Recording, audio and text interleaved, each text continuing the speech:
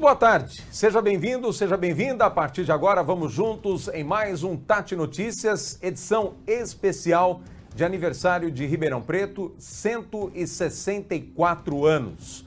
No programa de hoje, um programa gravado, mas especial para você conhecer um pouco mais da história da nossa cidade de Ribeirão Preto, que completa mais um aniversário. Hoje um time especial para comentar fatos, para contar histórias para você que está acompanhando a gente na multiplataforma do Grupo Tati de Comunicação. Ao meu lado, como sempre, está aqui o José Fernando Kevenato, nosso comentarista. Boa tarde, Zé. Boa tarde, César, boa tarde, os amigos da Tati. E hoje, primeiro de tudo, parabéns à nossa cidade, né? A cidade que nós amamos, cidade que nós vivemos, cidade onde nós desfrutamos as nossas vidas, parentes, amigos, familiares. Enfim, Ribeirão Preto realmente tá de parabéns e a gente merece isso. Gostaríamos que fosse diferente, né? Uma época de pandemia, uma época que a gente tem que comemorar apertado dentro de casa, sem muita gritaria, sem aglomeração, obviamente, e respeitando a quarentena que estamos vivendo. Não são dias fáceis. Não, mas é uma história maravilhosa. Aliás, nós estamos vendo aí a nossa cidade sobrevoando com drone, por conta hoje do Guto Negri, que está nos acompanhando e nos dirigindo hoje aqui neste Tati Notícias especial nesta sexta-feira. Vamos apresentar os nossos convidados. Com muito prazer a gente recebe aqui o Dr. Otávio VR Filho, advogado e ex-promotor, e também promotor aposentado, e também o historiador e professor José Antônio Lages, que nos dá a honra mais uma vez de participar aqui do Tati Notícias. Lages, seja bem-vindo, muito obrigado mais uma vez pela sua presença aqui com a gente. Eu que agradeço e abraço todo especial aí ao meu querido Dr. VR, que está aqui com a gente hoje, né? E a você também, o Carlos, o Zé Fernando, né? Pelo prazer dessa companhia. Muito bem, doutor Otávio, obrigado mais uma vez pela sua participação, uma lenda, né? Com todo o respeito, e da história, né? Para contar um pouco da história da nossa cidade. Obrigado mais uma vez por ter aceito o nosso convite. Eu que agradeço, Jairnei, Kevenato, Lages, essa companhia tão agradável, e cumprimento o Ribeirão pelos seus 164 anos. Parabéns, doutor Otávio, eu vou começar pelo senhor e para o senhor contar um pouquinho da história de Ribeirão, mas através da sua plataforma. O doutor Otávio tem, não só na rede social, mas também uma plataforma que conta diariamente a história de Ribeirão e com detalhes, isso é o mais importante, com detalhes de toda essa história de 164 anos. Como é que foi para o senhor, além de viver em Ribeirão, além de morar em Ribeirão e conhecer toda essa história maravilhosa da nossa cidade, contar para as novas gerações agora através da plataforma e quais são as principais particularidades ou as melhores passagens que o senhor tem para contar nesta plataforma?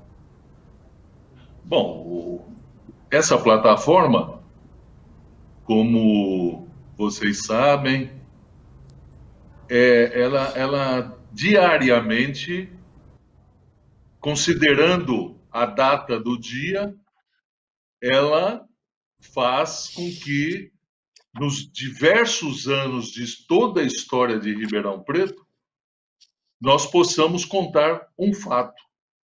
E esse fato, ele é marcante na vida da cidade.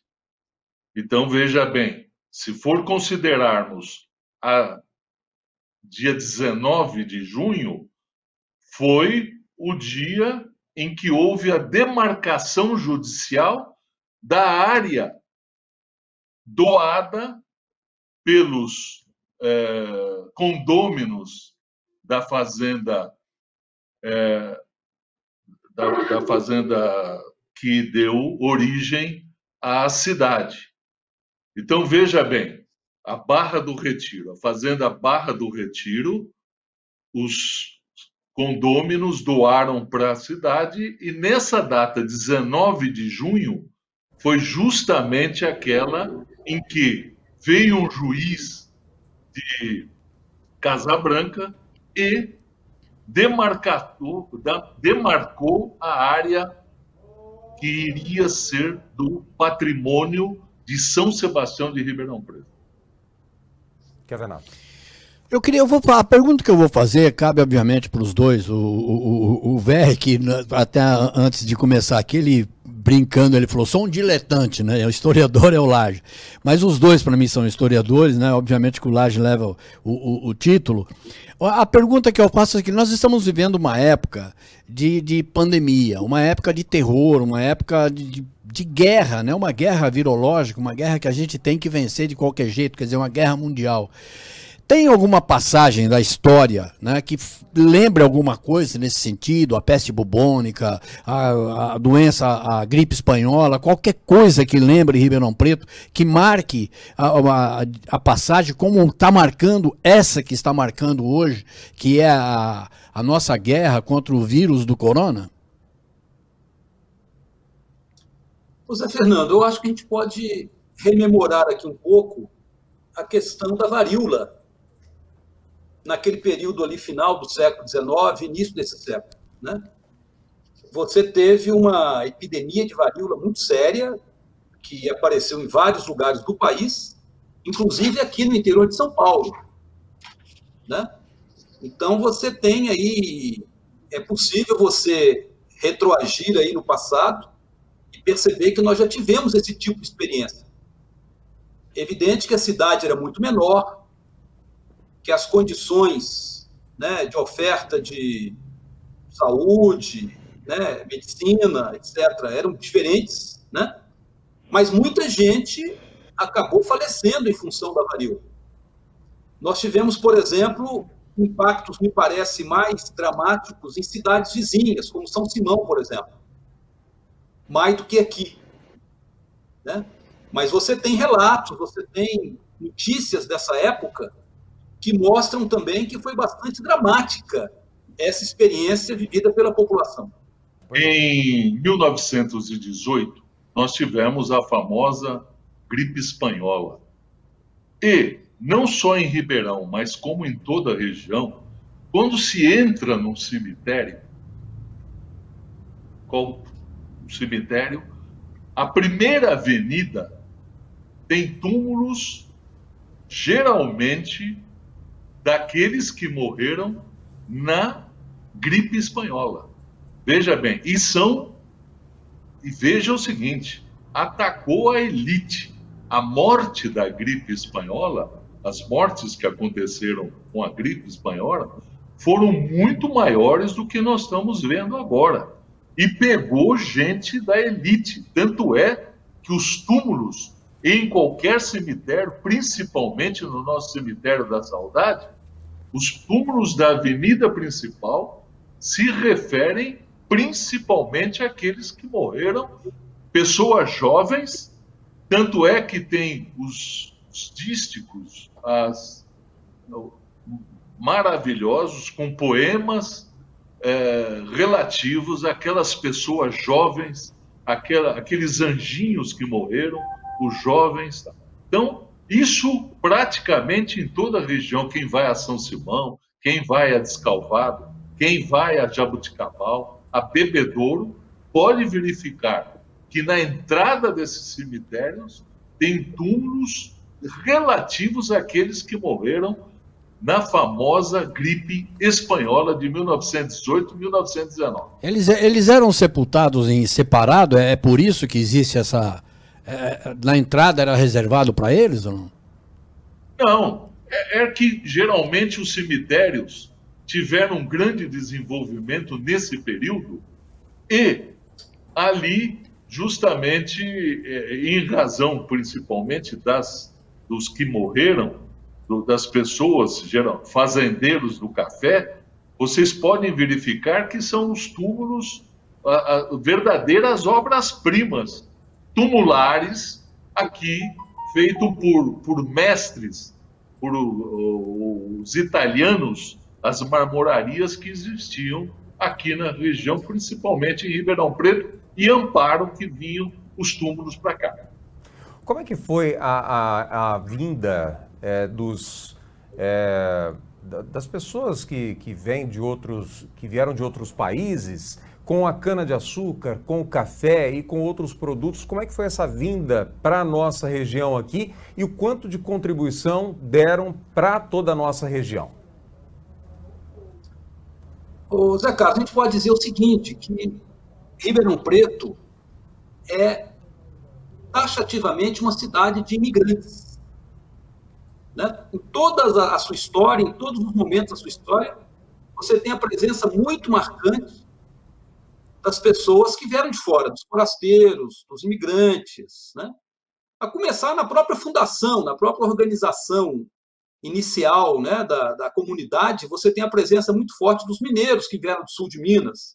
É o estudo, inclusive, que eu fiz na minha dissertação de mestrado, né? Mas você tem também, e não pode desconsiderar aí, a presença dos negros, escravos negros que vinham, né, trabalhar nas fazendas. As primeiras fazendas de café tiveram mão de obra escrava negra aqui na região, e eles também eram de fora, vinham do Vale do Paraíba, principalmente, ou do Nordeste, né? Agora, no período do café, que é o período realmente de maior pujança econômica, né, na formação aí da cidade, você tem a presença dos imigrantes europeus, com destaque para os italianos, né? Então, você tem, assim, uma presença muito forte desses imigrantes italianos que vinham trabalhar com os colonos nas fazendas de café. Então, historicamente, os escravos foram substituídos pelos colonos nas fazendas, né? E Ribeirão Preto, como foi uma ponta de lança da expansão cafeeira no interior, o famoso Oeste Paulista, recebeu contingentes muito grandes de trabalhadores europeus. Você tem, por exemplo, uma referência importante, o censo de 1913, em que mais de 50% da população local era constituída de imigrantes. E junto com os italianos vieram também muitos alemães, portugueses, espanhóis, né? Não podemos esquecer também dos japoneses, que vieram a partir de 1908, né? Formaram colônias, inclusive, em nossa região. Então, você percebe que a presença do imigrante ela é constante. E mesmo depois do café, mesmo depois da crise cafeeira aí do final dos anos 20, você tem o crescimento da cidade, de certa forma, também explicada pela chegada de pessoas de fora, de outros estados, de outras regiões do interior de São Paulo, das cidades vizinhas, etc. Como eu mesmo que estou falando para vocês aqui, né? Não sou ribeirão-pretano nada. Eu sou mineiro, vivo lá de Coveiro, norte de Minas. E como eu, com certeza, mais recentemente também, chegaram aqui milhares e milhares de pessoas vindo de outros lugares. Ok, Lages. Dr. Verri, quer completar também um pouco dessa história também, a vinda da cana-de-açúcar, o declínio do café, quer completar? Fica à vontade. Sem dúvida, bom, com relação aos primeiros, aos entrantes, bem disse o historiador Lages, e ele é aquele que melhor contou essa história. Agora, com relação à imigração italiana, nós temos que considerar a expansão do café, que veio aqui para Ribeirão Preto por volta de 1880, 1885, né? E veja bem, a expansão da ferrovia, isso foi muito importante, né? E o capital veio, o pessoal do Vale do Paraíba, houve as famílias Pereira Barreto, grandes famílias, Miranda, os fluminenses que vieram e aplicaram o capital, vieram com o capital e expandiram, porque os primeiros que plantaram aqui o café foi, de certa forma, a família Junqueira. Mas depois, com o capital que veio do Henrique Dumont, que era francês, né, descendência francesa, e Silva Prado e Francisco Schmidt, que eram alemães, eles trouxeram capital, formaram capital de tal forma que foi possível trazer os imigrantes. os imigrantes italianos, os imigrantes espanhóis, inclusive aí na Fazenda Santa Teresa, os imigrantes japoneses, gregos também vieram para cá, teve também uma imigração búlgara, romena, depois foram embora, mas isso, ela de certa forma é contado no livro do juiz Jorge Koskov. Então, veja bem, toda essa força de trabalho fez com que Ribeirão se tornasse a força do capital e do trabalho, a capital do café. E isso fez com que Ribeirão Preto tivesse a expansão do seu nome por todo o mundo, né? Foi justamente com a expansão do café e a criação de tamanha riqueza.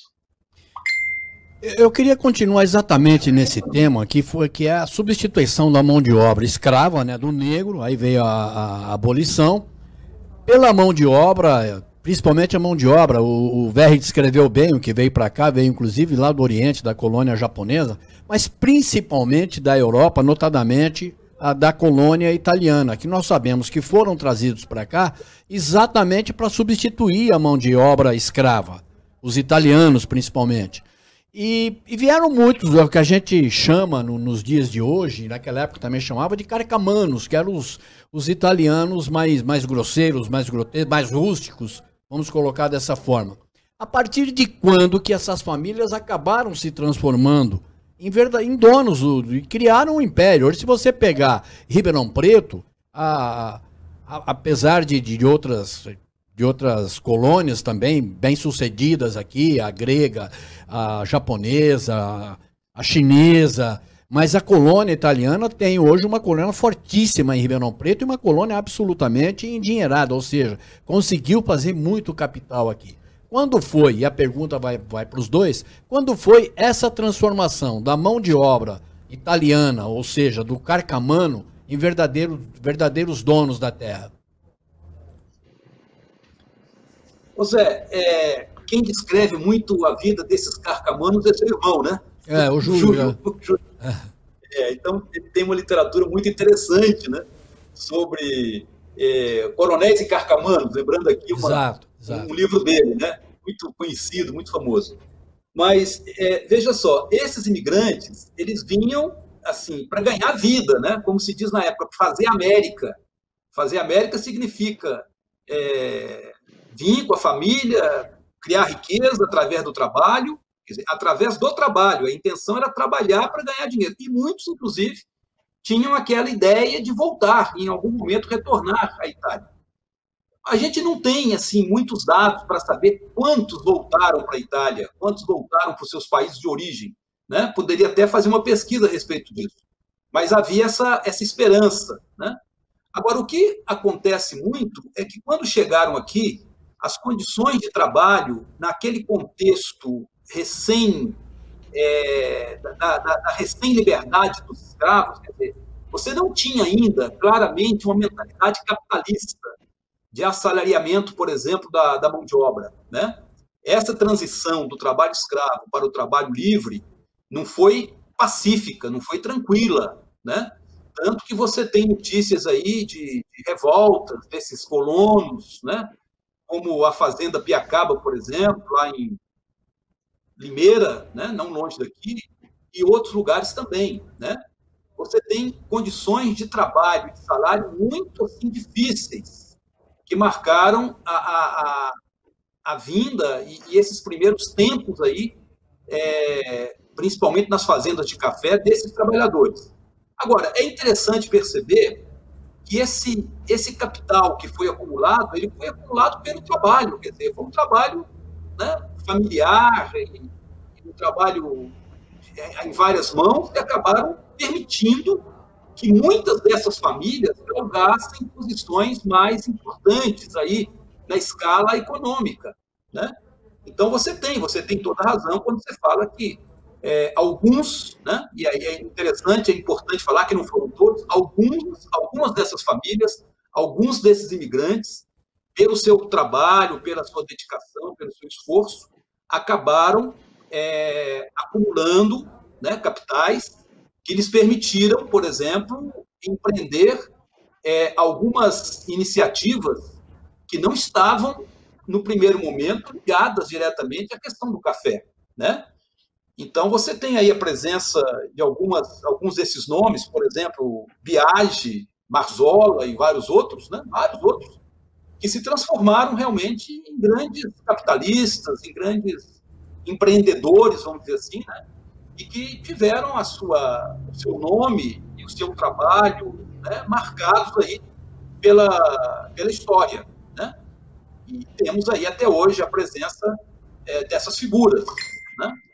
Eu acho que é uma história muito interessante, uma história que valeria muito a pena a gente aprofundar, a gente realmente entrar bastante afinco, né, para ver essa transição, como o Zé Fernando está colocando aí, né? Como é que deixaram de ser carcamanos, né? Pé rapado seria mais ou menos a nossa expressão mais brasileira aqui, né? Para se transformar, de fato, em empreendedores e alguém assim que tiveram, algumas pessoas, né, algumas dessas famílias tiveram realmente uma marca muito forte na economia da nossa região. Doutor Otávio Verri, fique à vontade. Veja bem, nós temos que considerar que quando os imigrantes europeus vieram para o Brasil, para essa região, grande maioria deles se dirigiram às fazendas de café. E também ali exerciam não só a atividade do campo propriamente dito, como também as atividades artesanais. Por quê? Porque cada uma dessas fazendas, e aqui eu citaria as mais importantes, Fazenda Dumont, Fazenda Guatapará, São Martinho, Fazenda Vassoural, elas tinham uma vida própria, eram verdadeiras cidades. Ali tinha o ferreiro, tinha o marceneiro, tinha o pedreiro, tinha, enfim, todo celeiro, todos aqueles que podiam dar autonomia à fazenda.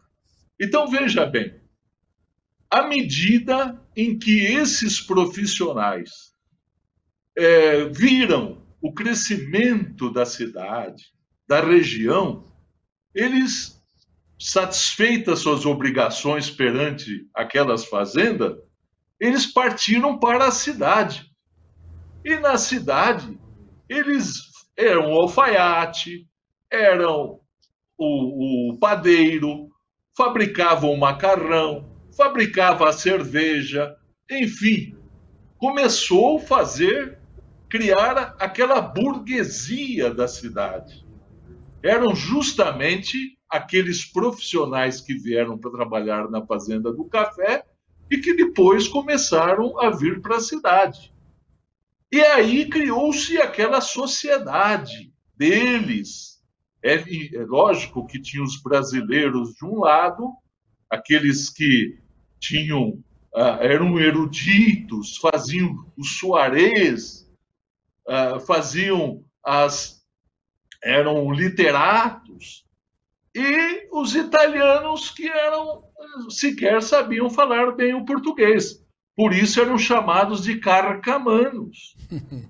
E de certa forma, era uma expressão pejorativa. Mas eles trabalhavam, eles criavam aquele ambiente. Tanto é que aqui em Ribeirão Preto, já por volta de 1890, formaram as primeiras sociedades italianas, que em 1910, o agrupamento delas criou-se a Dante Alighieri, que foi justamente a elite, as famílias Inec, Pesquisa, Biagi, as melhores famílias que já estavam bem posicionadas na sociedade, então, atendendo a pergunta do Chiavenato, justamente no início do século XX. Era quando começaram a eles formavam as bandas, porque eram excelentes músicos, eles faziam jogos da bocha, reuniam em sociedades, né? Enfim, eram pessoas que já estavam participando. Tá? E aí houve até um episódio interessante. Por quê? Porque os brasileiros, aquelas famílias tradicionais que moravam aqui, formaram a Sociedade Recreativa de Esportes. Ali, hoje, onde é o MARP, ali do lado da Praça 15, da Praça Carlos Gomes. E um daqueles italianos novo, rico, aqueles que eram carcamano, um daqueles quis entrar na sociedade. O Pascoal Inec, que já era uma potência, tinha uma fortuna considerável, não foi permitido, lhe deram uma bola preta, portanto, ele construiu do lado da Sociedade Recreativa um dos monumentos arquitetônicos de Ribeirão Preto, que foi a casa dele, que no fim foi derrubado e deu lugar a uma das agências do Banco Itaú. Bom, se me permitem, doutor Otávio... nessa ocasião... Pois não, pode continuar, pode terminar. Pode concluir, por favor. E veja bem, em Ribeirão Preto, os italianos fundaram não só a recreativa, mas também foram aqueles, a maior parte deles, o Clube de Regatas, o Botafogo Futebol Clube, vários, inclusive jogadores de futebol, o Palestra Itália, né? Enfim, uma série de entidades aqui e a importância que eles tiveram hoje na formação da sociedade de Ribeirão Preto. Doutor Otávio e Lages, por favor, eu preciso fazer um rápido intervalo. Na volta, eu quero 3 assuntos em específico, se me permitem. Falar sobre a nossa cultura, né, o que era história e hoje está um pouco decadente. Lógico, e o doutor Otávio acabou de falar agora do MARP ali. Eu quero falar do fechamento dos demais museus que conta a nossa história. Quero falar também sobre a história da Califórnia brasileira, que o Zé deve saber bem dessa história. E também, lógico, vou puxar a brasa para a nossa sardinha, que é sobre a comunicação, o rádio e a TV em Ribeirão Preto. Antes, porém, nós vamos fazer uma participação do Jorge Vinícius, do Tati Esportes, trazendo as informações do nosso esporte de Ribeirão Preto, lá de trás, de outras épocas. Boa tarde, Jorge.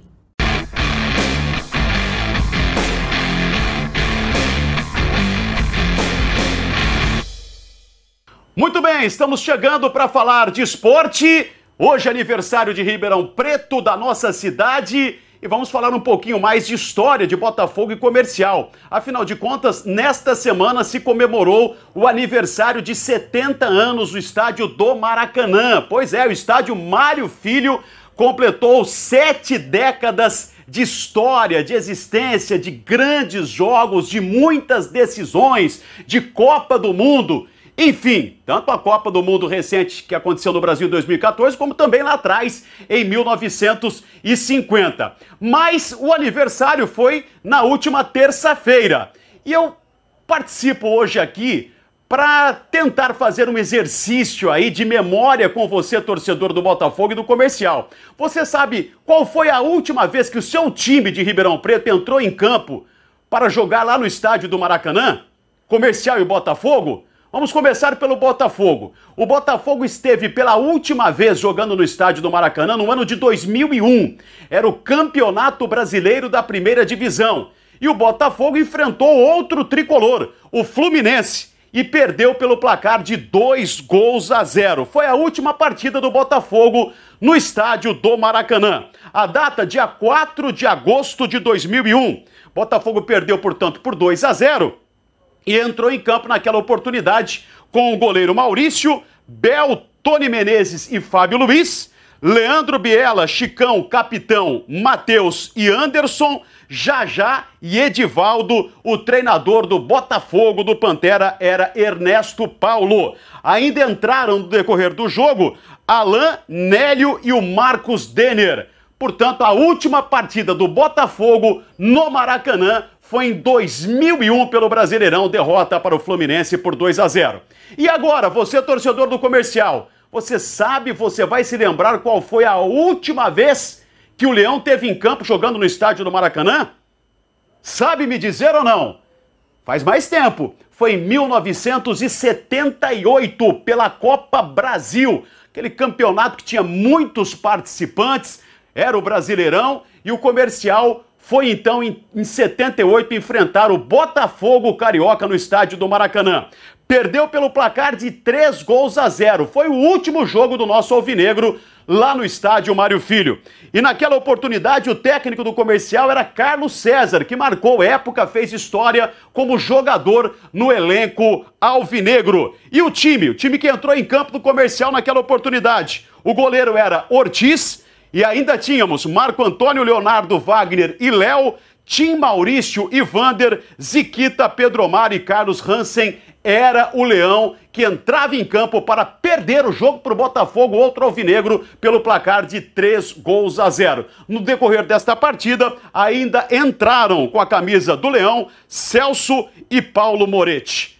Portanto, curiosidades, né? Um pouquinho de história de Botafogo e Comercial jogando no estádio Mário Filho, estádio do Maracanã, que completou na última terça-feira 70 anos de existência. Pena que nós perdemos os 2 últimos jogos lá, né? Tanto o Botafogo em 2001 para o Fluminense, como também em 1978 o Comercial, que foi derrotado pelo Botafogo, o time da Estrela Solitária. É isso, meus amigos! Um feliz dia à nossa Ribeirão Preto, e isso que a gente está vivendo, essa pandemia, isso vai passar. Um abraço a todos e a gente volta na próxima segunda-feira com o nosso bloco de esportes aqui dentro do Tati Notícias. Até lá!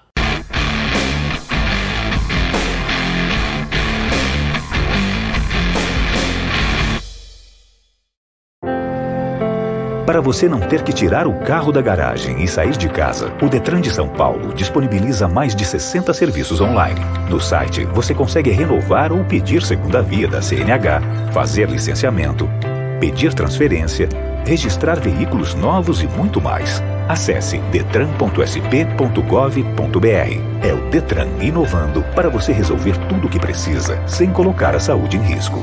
Respeito à vida. Fique em casa. Curta o Arraiá do seu jeito. E se precisar, o Tenda Atacado está pronto para receber você com segurança. Ofertas desta sexta: carne bovina colchão mole peça vácuo, R$ 23,90 ao quilo. Cerveja Puro Malte Império Lata 350 ml, R$ 2,19. Batata palito congelada Select pacote 2 quilos, R$ 13,78. Pague com o cartão de crédito, vale alimentação ou cartão Tenda. O Tenda Atacado está funcionando em horário normal. Beba com moderação. SBS sempre junto com você, motociclista. Jaquetas a partir de 159. Pneu Levorim Matrix para Titan, mais câmera de ar, só 125 colocado. Nossas lojas estão preparadas, com todas as regras e protocolos de limpeza reforçados. SBS, na Rua Mariana Junqueira, Avenida Independência, no Ribeirão Verde, na Rua João Bim e em breve no Planalto Verde. SBS junto com você em todos os momentos. 3977-2777. sbsmotos.com.br. Perceba o risco, proteja a vida. Previsão do tempo no Grupo Tati. Oferecimento: Ambiente. Ribeirão Preto no ranking das cidades com melhores índices de saneamento do Brasil. E a partir de agora você fica com a previsão do tempo. Nesta sexta-feira, feriado, a mínima chega aos 16 graus e a máxima atinge a casa dos 29 graus. A umidade relativa do ar varia de 37% a 78%, sol com algumas nuvens e não chove. Já neste sábado, dia 20, a mínima atinge a casa dos 17 e a máxima fica em 30 graus. Sol com algumas nuvens e também não há probabilidade de chuva. Previsão do tempo no Grupo Tati. Oferecimento: Ambiente. Ribeirão Preto no ranking das cidades com melhores índices de saneamento do Brasil.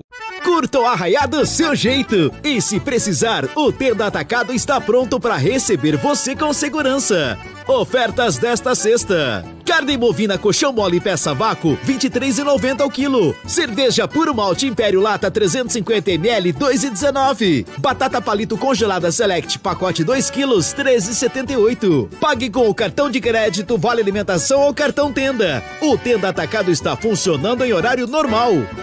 Beba com moderação. Para enfrentar um dos momentos mais difíceis da história, o governo brasileiro não mediu esforços e montou a maior rede de proteção já vista no país. Mais de 5.000 municípios estão recebendo recursos para equipamentos de proteção individual para assistência social, alimentos para instituições, abrigo e acolhimento. Mais de 60 milhões de pessoas estão recebendo o dinheiro do auxílio emergencial. Confira os detalhes em gov.br/cidadania. Ninguém fica para trás. Governo Federal. Pátria Amada Brasil.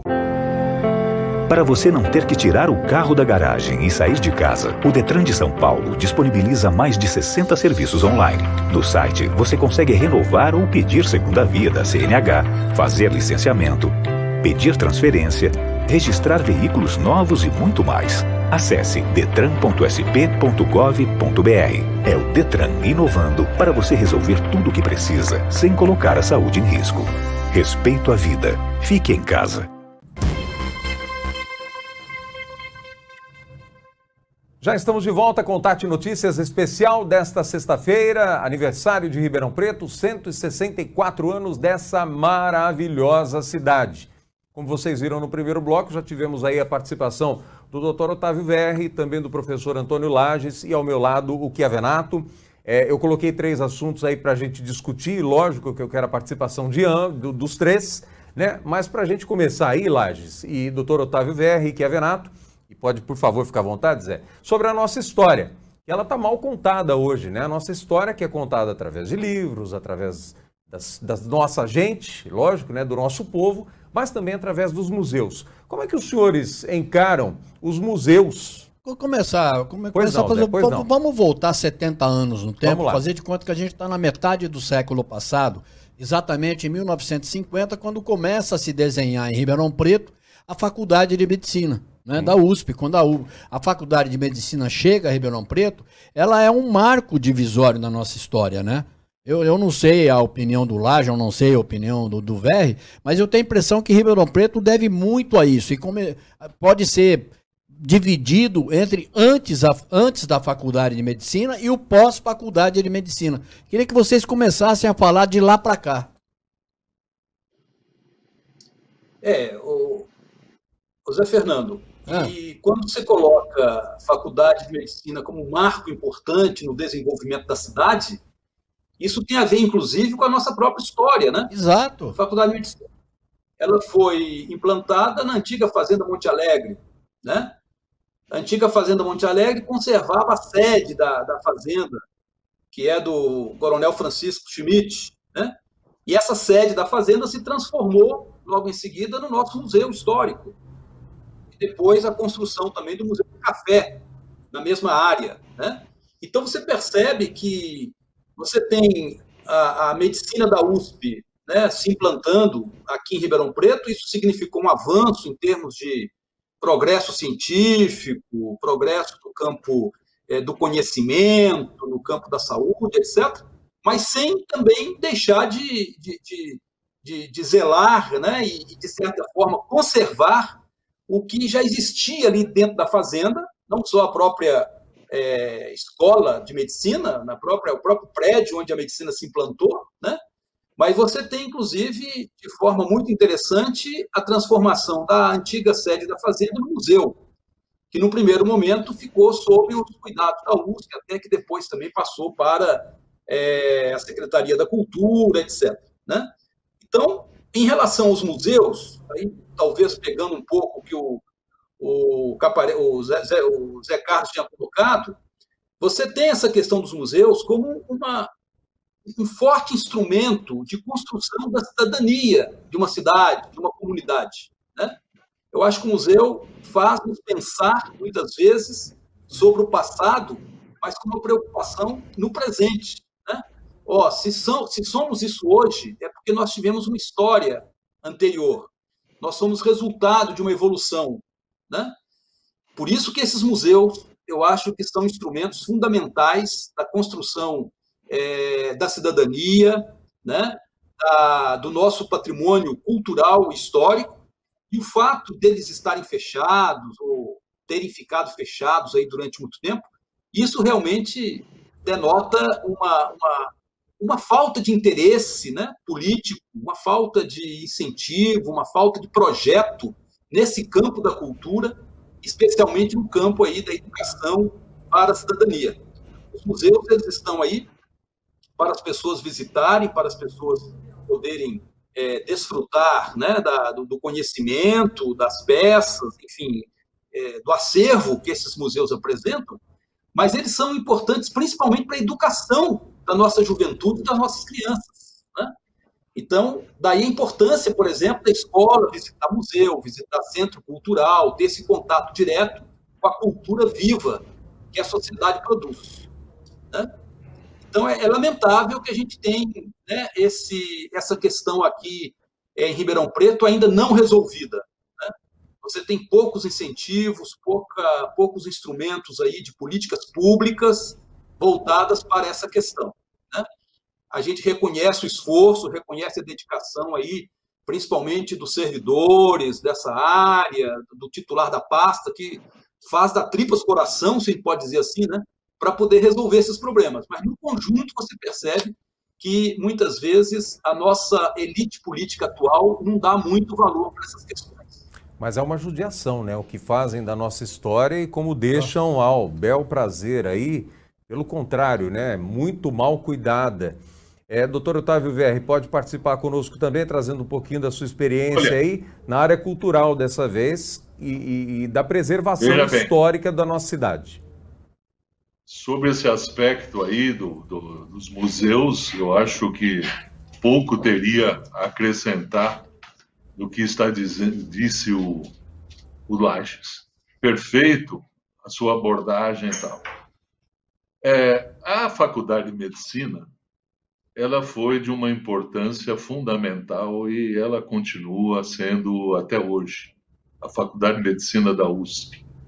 E veja bem, as suas pesquisas têm sido muito importantes no universo científico de Ribeirão Preto, do mundo e indiscutivelmente.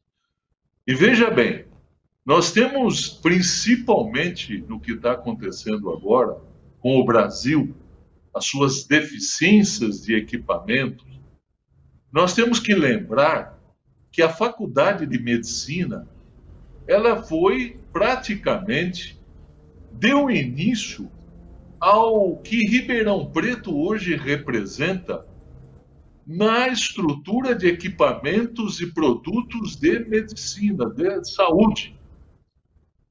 E acredito que poderá, principalmente agora, depois do que nós vimos, que dependeu muito, e ainda estamos dependendo da China, Ribeirão Preto poderá receber um incentivo e terá a Faculdade de Medicina como suporte.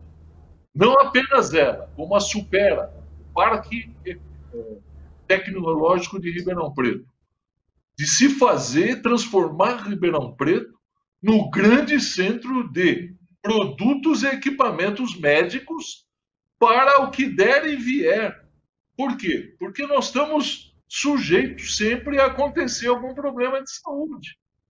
E temos que estar equipados para vencê-los. E veja bem, indiscutivelmente, esse é o destino e o futuro de Ribeirão Preto. Bom, vamos passar para uma outra. Nosso tempo corre muito rápido aqui. Não tão rápido quanto é a nossa história de 164 anos que a gente está acompanhando aqui junto com o Zé Antônio Lages, professor Lages e também o doutor Antônio Verri. Falar um pouquinho da nossa história do rádio, da comunicação, da televisão. Quer começar, Zé? Eu começaria até por dizer a vantagem de ter os pioneiros que nós tivemos em Ribeirão Preto, esses imigrantes que vieram para cá, o prédio que a gente está aqui, o prédio da TV Tati, eles conhecem, eles estão falando por vídeo, né, dentro da comodidade de seus lares, cada um nas suas casas, até por conta da quarentena, mas conhecem o prédio, o Lages é da casa, sabe muito bem. Esse é um prédio centenário, histórico. Aqui funcionou uma das maiores e mais importantes cervejarias do país. Aqui se fabricou a caçulinha da Paulista, que era A Antártica comprou exatamente para poder fechar e não ter a concorrência que ela tinha aqui, né? E hoje montou-se um império de comunicação aqui. A partir daí eu queria que vocês deslanchassem e falassem da importância da comunicação em Ribeirão Preto, o surgimento das primeiras emissoras de rádio, de televisão, a própria PRA7, né? Que foi até pelo número, né? Até pelo número já disse, foi a 7ª emissora de rádio do país. A 79, que foi criada pelo PTB do Getúlio, essa coisa toda. Ô Zé Fernando, eu acho que você já falou praticamente, né? Porque, na verdade, Ribeirão Preto tem essa marca de ser pioneiro em várias questões, né? E na comunicação, então, nem se fala, né? Então, numa época em que ainda você não tinha, por exemplo, o avião, né, o transporte aéreo, você não tinha essas formas, né, tão rápidas de transporte e comunicação, você tinha notícia, você tinha o entretenimento, você tinha a música, você tinha as novelas de rádio, né, sendo transmitidas quase que online, né? E isso o rádio cumpriu muito bem essa função. E Ribeirão Preto foi, né, com toda certeza, uma cidade pioneira na radiodifusão. A PRA7 está aí, ela foi a 7ª emissora registrada junto ao governo brasileiro na época, está aí o nome, mas ela foi a primeira emissora do interior do Brasil, né? E eu queria, inclusive, também destacar aqui o seguinte, não só a PRA7, né, mas as outras emissoras que se sucederam aqui na cidade, na região, elas formaram uma verdadeira pleiade de comunicadores. Então, isso também tem que ser destacado, a importância do pessoal, né, da linha de frente ali, do rádio, principalmente, né? Então, Ribeirão Preto, quando se fala da história de Ribeirão Preto, não se pode, evidentemente, esquecer da história da sua radiodifusão e não se pode esquecer nunca da história daqueles que, né, levantaram aí a radiodifusão com o seu trabalho, com o seu engajamento, né, com a sua dedicação, né? Daí porque, inclusive, também lembrando das nossas escolas de formação, né, nessa área. Temos aí hoje a UNAERP, por exemplo, a Barão de Mauá e outras faculdades formando o pessoal dessa área de comunicação, que é muito importante. E Ribeirão Preto tem uma coleção enorme de nomes que se destacaram, né, e se destacam até hoje. E você bem lembrou aí, José Fernando, né, desse nosso patrimônio cultural que se transformou, né, num grande centro de comunicação e educação aqui em nossa cidade, né? Eu faço parte dessa... imagens, inclusive, aí desse complexo, né, desse quarteirão maravilhoso onde nós ocupamos hoje aqui. O drone está mostrando aí agora, né, da antiga cervejaria paulista. Então, você tem realmente uma história nossa, inclusive, aqui da casa, muito ligada a essa questão da própria história do rádio, da própria história da comunicação em nossa cidade. E é importante, né, destacar aqui esse sentimento cívico que nós temos aí na multiplataforma TAT de conservar esse patrimônio, né? De conservá-lo dando um bom uso, um uso comunitário, um uso social de destaque, de importância para a nossa cidade. Coloca mais um voo ali para a gente, Guto, dá mais uma voada aqui sobre o nosso prédio, né? Na Mariana Junqueira com a Jerônimo Gonçalves, um quarteirão importantíssimo, onde passaram centenas de milhares de personalidades, né, por conta da Antártica. Está aí o prédio, que é tão significativo para a cidade. Nós entrevistamos hoje, já pela manhã aqui também, doutor Otávio, nessa sexta-feira especial de aniversário, um dos pilares da comunicação e que acabou se transformando de menino, né, de um garoto da comunicação, em 4 vezes prefeito da cidade, que foi o Elson Gasparini. O que significou essa transição, essa passagem das pessoas que estavam, e tem até um livro do Divo Marino, que é o populismo radiofônico, né, que é absolutamente normal, né, quem trabalha em comunicação poder se destacar um pouco mais, mas que transformou Ribeirão Preto, não só trazendo o Gasparini, né, estou falando dele, que participou do Larga Brasa, hoje com o Antônio Carlos Morandini, mas também outros que vieram. O próprio Morandini também, que veio do rádio, pronto, já falei do Gasparini, falei do Morandini também. Como é que foi essa passagem? É importante e significativa com os nomes que vieram do rádio, doutor Otávio? Bom, nós temos que considerar que depois da democratização, a vida no final da ditadura Vargas, houve então a ascensão não só daqueles que eram os descendentes de italiano, os filhos de imigrantes, como também os comunicadores. Porque justamente nesse período, na década de 40 e tal, veja bem, e bem antes até, já havia Ribeirão Preto, era realmente, fazia o rádio com telenovelas, os programas de auditórios da PRA7, Fantástico Silveira Neto, veja bem, os programas, e aí havia, e já o início daquela empatia da população com os comunicadores. O rádio encantava as pessoas, o rádio encantava as pessoas. E aí, então, havia uma audiência fantástica. Foi quando apareceu o Menino do Estilingue, no programa do Fuad Cassis. Tinha ele era o repórter, né? Tal como era o Magrini, era tal do Morandini também, e esse pessoal tinha, de certa forma, o povo tinha uma adoração pelos comunicadores. E com isso, também, de certa forma,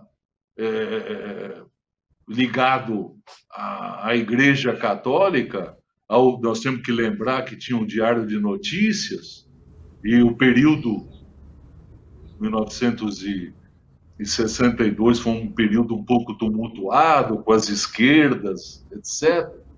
E o Gasparini tinha participação nos movimentos da igreja, da ação católica, etc.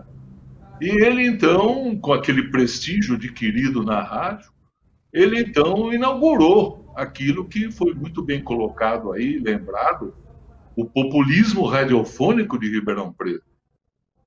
E veja bem, e por muito tempo e até hoje, se for verificar hoje na Câmara Municipal de Ribeirão Preto, a maior parte praticamente são os comunicadores. E também, até hoje, hoje já é a televisão. E nós temos realmente comunicadores que têm uma empatia com a população, enfim. E sempre nós temos que lembrar que o rádio e a televisão é aquele que está mais próximo, que comunica os fatos. E, enfim, é correta, é certa essa empatia com a população. Renato, quer completar? Não, eu concordo com ambos. Eu acho que o bom de fazer aniversário é quando você consegue ter recordações e ter memórias vivas, né?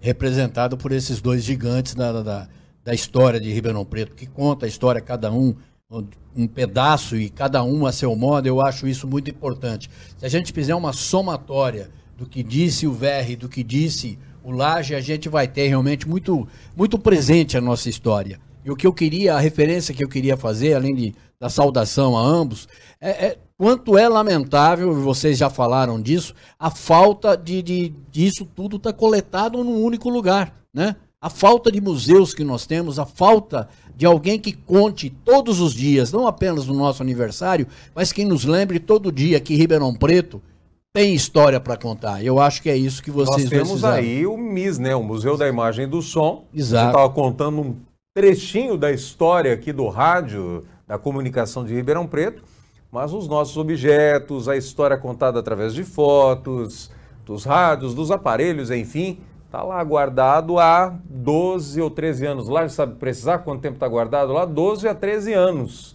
que está fechado o MIS, aliás, encaixotado o MIS, Museu da Imagem e do Som. Já estamos em cima da hora. Para a gente fechar, não sei se a gente fecha com chave de ouro, mas podemos... Só falar aqui, se eu fosse prefeito, eu decretaria os dois como patrimônio do município, Tá viu? bom, Lages e VR. Vamos colocar uma plaquinha em cada um. Colocar a plaquinha em cada um. Agora, pegou bem para vocês? Começa com você, Kevenato. A história da Califórnia brasileira. A história da Califórnia brasileira foi uma bobagem muito grande que foi usada naquela época, quando o Couto veio aqui e falou, é uma Califórnia brasileira lá, aquela velha história de chegar aqui e falar assim, o Brasil é uma terra maravilhosa, em se plantando tudo dá. É uma verdade, né? E é uma verdade, é uma terra que tem muito a oferecer, é uma terra que já foi muito mais de oportunidades, né? Teve muito mais do que nós nós temos temos de tudo. hoje. Nós somos capital do chopp, capital da cultura. Mas Ribeirão Preto tem essa mania de superlativo, né? Aqui tudo. tem que ser melhor em tudo. Aqui Eu posso só dar uma adenda? Pois não. Posso só? Lógico. Veja bem, é que coincidiu com aquele período de grande exportação de produtos agrícolas, que até hoje, mas foi o início para a China, e houve uma euforia com relação ao agronegócio. Então, coincidiu o período aqui de Ribeirão Preto, a cana-de-açúcar estava o álcool estava em grande desenvolvimento, e também começaram a se instalar aqui em Ribeirão Preto as grandes exportadoras, como até hoje elas estão aqui, a Cargill, a Bung, a ADM. Então, veja bem, Ribeirão Preto transformou-se na capital do agronegócio. Foi nesse período, então, que coincidentemente ou não, que se aventou essa chamada de Califórnia brasileira, porque foi um período muito bom, foi excelente o período, a cidade estava bem. Aí, sabe, infelizmente, as coisas também não continuam como a gente gostaria que continuasse. Lages, pegou bem para você essa história de Califórnia brasileira? Foi bom? Como é que você vê isso? Inclusive, um artigo meu, até te falei, Zé Carlos, que vai sair agora no sábado, né? Sobre verdades e mitos. Eu acho que a história de toda a população, de toda a cidade, tem verdades e mitos. Os mitos fazem parte da história, né? E, de repente, você tem esses títulos, né? Como, por exemplo, capital do café, até a capital do café, né? A capital da cultura, e agora Califórnia brasileira. Isso aparece, de vez em quando, no decorrer da história, como mitos. A gente tem que... Não estou dizendo que mitos são mentiras, não é isso. Mitos são construções simbólicas, né? Que representam ou tentam explicar alguma realidade daquele momento, daqueles personagens que estão ali e tal. Então, os mitos fazem parte da história. E esse foi mais um mito da Califórnia brasileira.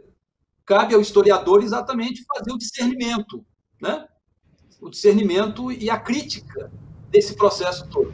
Né? Bom, a gente tinha muito mais histórias, muito mais coisa para falar, mas eu quero imensamente agradecer a participação do Lages, do Dr. Otávio Verri e também do Kevenato, meu parceiro de programa. Lages, muito obrigado e parabéns para todos nós. Obrigado pela participação. Obrigado, sempre à disposição de vocês, um abraço, né, que continuem tendo muito sucesso aí nessa comunicação tão legal aí da multiplataforma. Legal. Doutor Otávio Verri, obrigado pela participação também, sempre muito bem-vindo. Eu agradeço mais uma vez a oportunidade e quero que Ribeirão Preto saia logo dessa situação, que abra o seu comércio, que o povo se expanda, enfim, que volte a alegria a reinar nessa cidade que é maravilhosa. Obrigado a ambos, obrigado Kevenato, e que a gente possa comemorar muitos aniversários de Ribeirão juntos ainda, né? Com certeza, todos nós, com certeza. E que não cometamos muitos erros do passado, né? Que a gente possa cometer ter mais alegrias do que cometer erros do que foi o passado. Mas a gente tem muito que comemorar também. Parabéns a você também, Ribeirão Pretano e Ribeirão Pretana. Muito obrigado pela audiência. Nós voltamos na segunda-feira com mais um Tati Notícias, as principais informações de Ribeirão e da região para você, todos os dias, segunda a sexta, do meio-dia a 1h. Um abraço a todos, parabéns e até lá.